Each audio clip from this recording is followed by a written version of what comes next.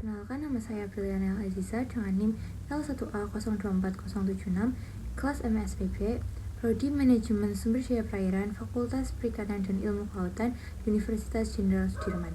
Pada kesempatan ujian akhir semester ini, saya akan menyampaikan materi mengenai Principal Component Analysis atau PCA berdasarkan data yang telah disediakan oleh dosen.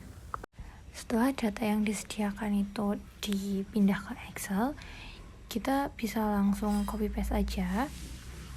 Setelah copy paste, kita bisa langsung pindahkan ke aplikasi PAST. Nah, setelah bisa dipindahkan, kita perbesar dulu, kemudian checklist kolom atribut. Setelah di checklist kolom atributnya, kita bisa ganti abjad A sampai dengan O itu dengan parameter yang ada.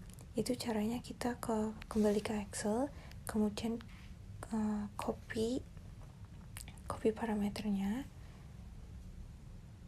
Setelah di copy, nanti kita bisa langsung salin aja ke aplikasi PAS. Setelah berhasil disalin, kemudian kita checklist raw atribut. Nah, setelah itu kita bisa mengganti warna-warnanya biar kita bisa membedakan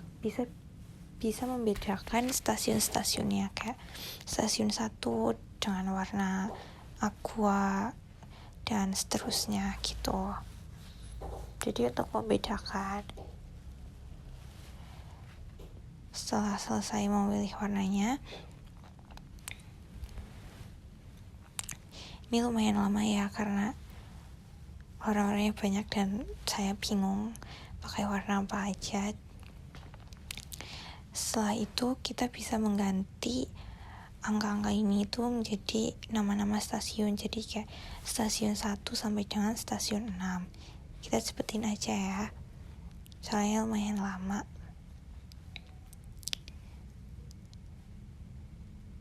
Nah, setelah itu kita bisa unchecklist row atribut dan kolom atribut.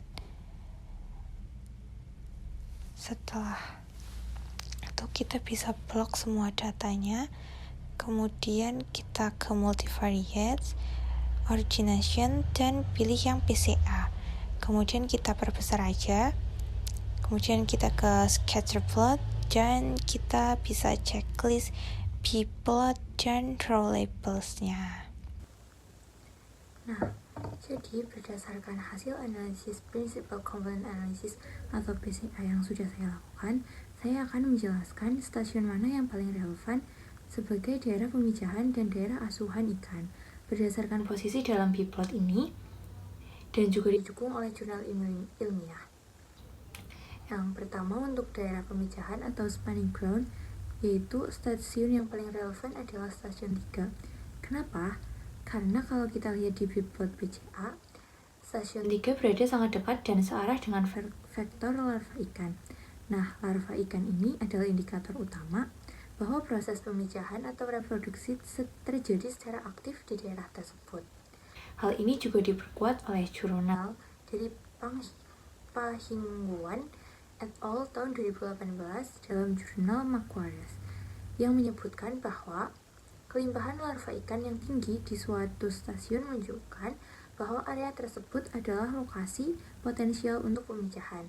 Jadi berdasarkan hasil PCA dan dukungan literatur, stasiun 3 sangat cocok dikategorikan sebagai daerah pemijahan ikan.